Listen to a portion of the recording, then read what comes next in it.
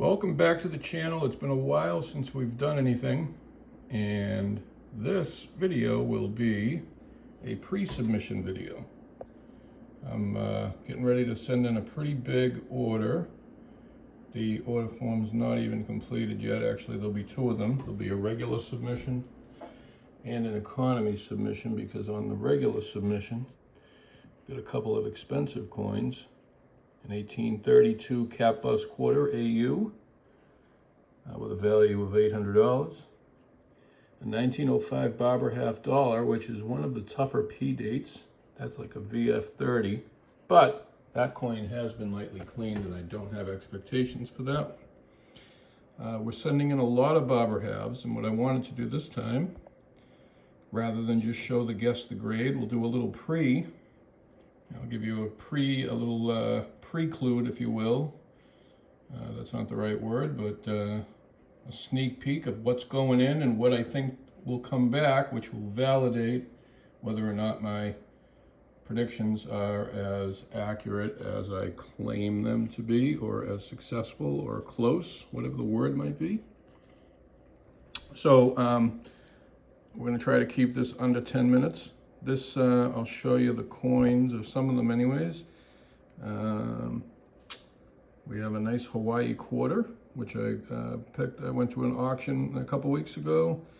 Picked up a lot of this stuff there, and I've been buying a collection off a guy, you know, $8,000 to $10,000 at a time for the last couple months. He's selling off, he's moving to Japan, and he's selling off a lot of his stuff. A lot of it's bullion, Silver Eagle tubes and rolls of maples and rolls of bullion coins, rounds, 20 to 25 coins per tube of 1 ounce rounds. But a lot of the stuff he had all these Morgan dollars here. There was a bunch of them in snap tights. There was another 100 or so that were circulated.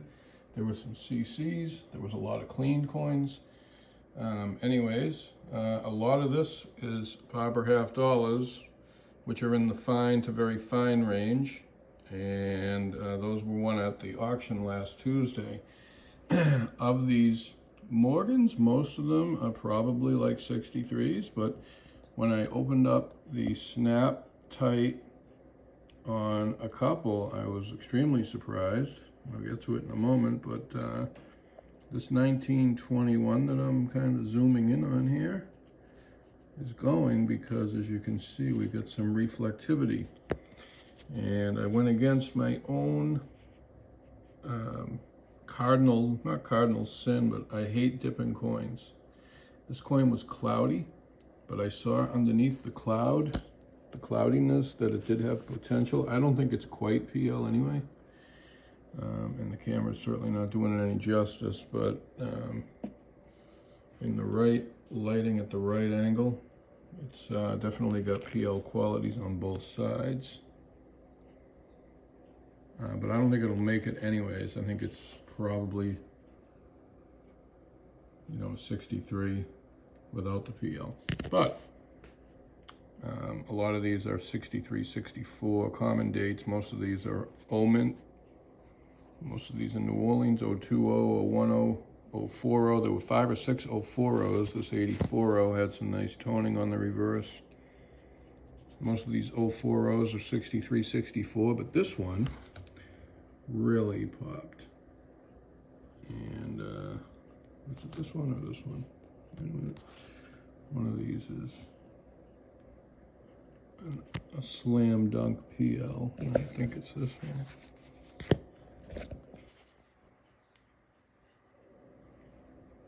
Lighting's not cooperating now. Yeah, but let's see.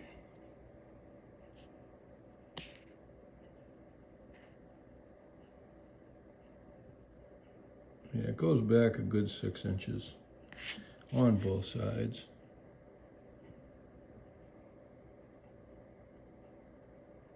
So,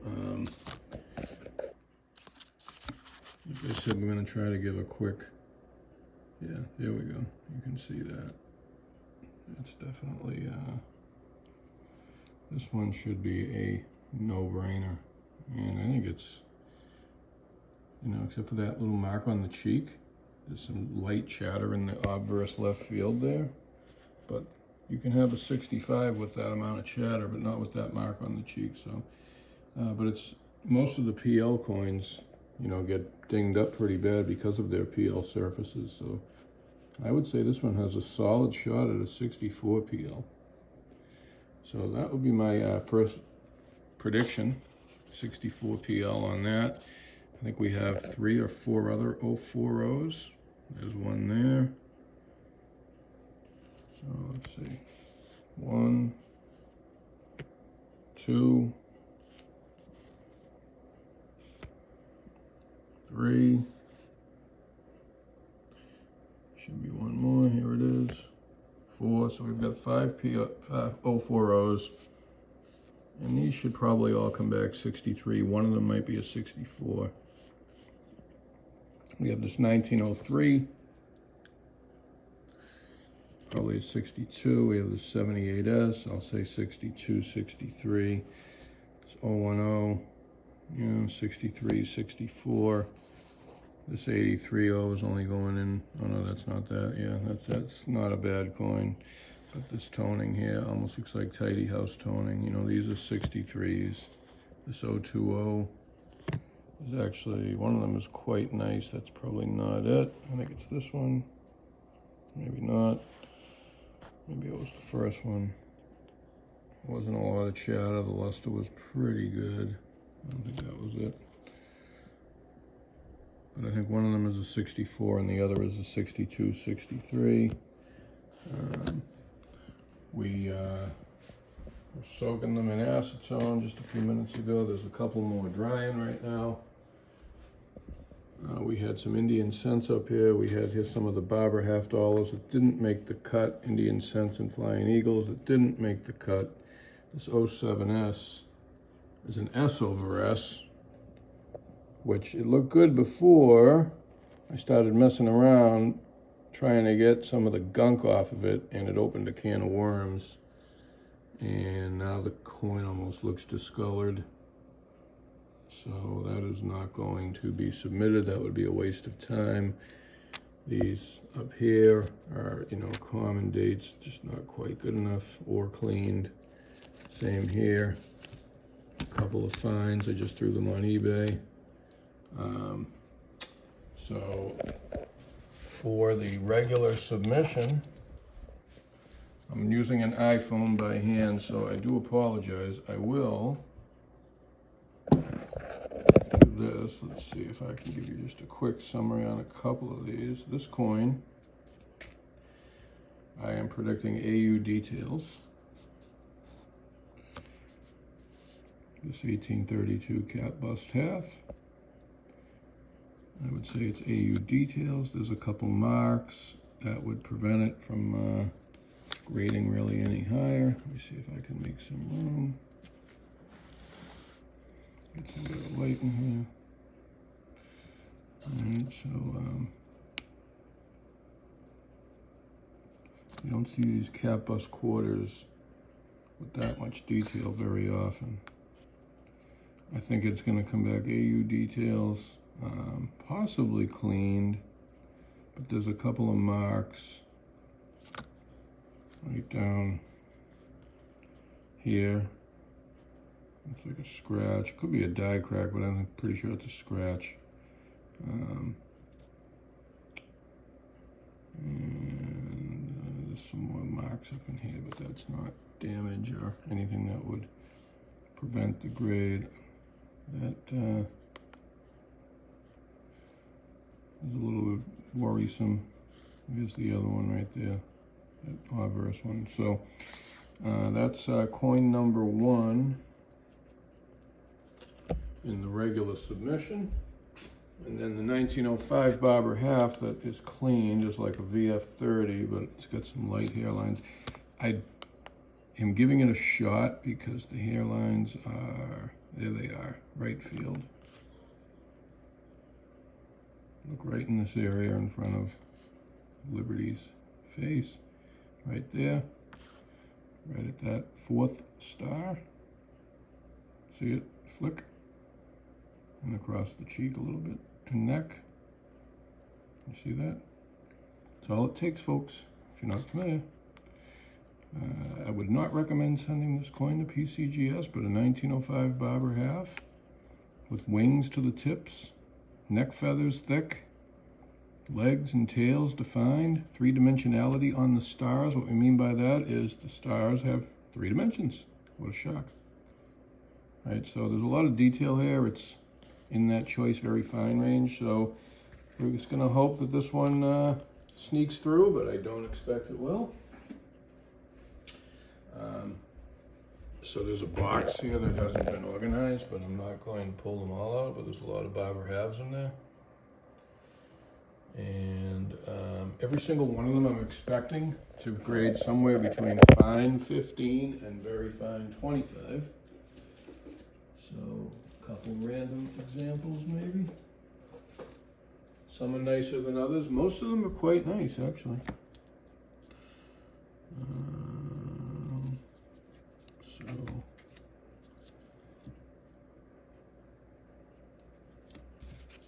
Alright, so here's submission number, coin 20, 1913, must be a D or an S.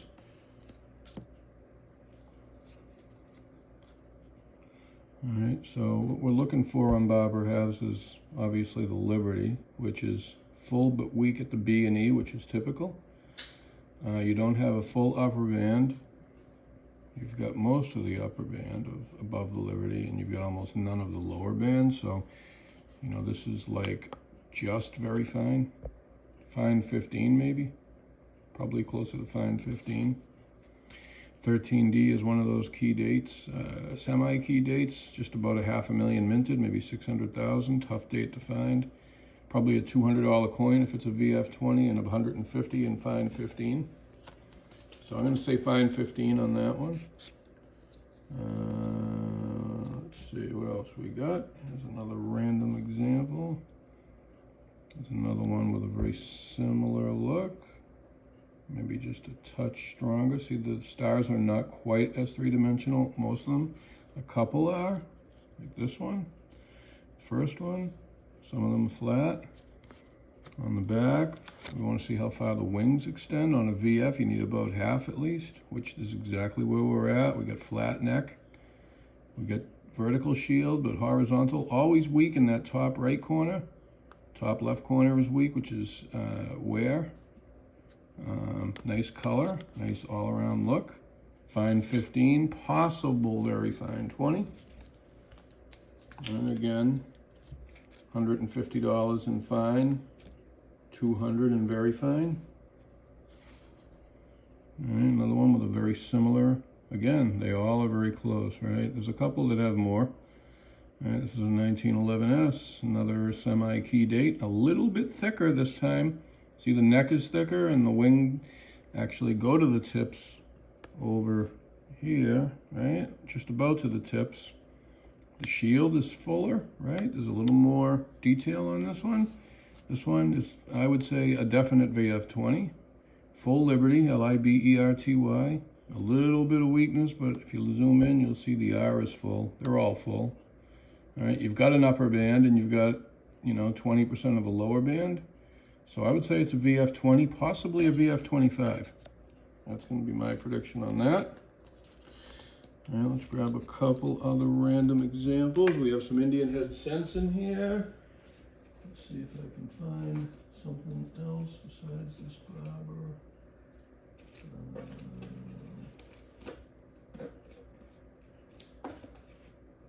Well, how about the Hawaii quarter, which is an AU? All right. So we have a nice Hawaii 1883 Hawaiian quarter. This one might come back cleaned. There's no hairlines to speak of, but it's a little bit rough. It's almost like a scratch here in the left field. Not so much a scratch, but you see it right there.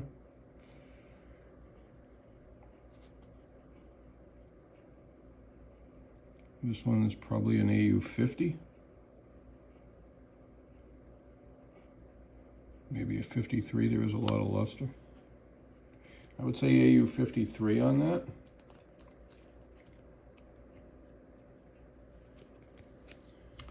All right, and then we have, let's see what we got. I got a lot of 1862 to 1864 Indian head cents in that XF range. It's a nice 1863, nice creamy tannish brown. This one's probably an AU. I would say it's an AU 53 or 55. I'll say AU 55 even. It's pretty much full. It's a little soft.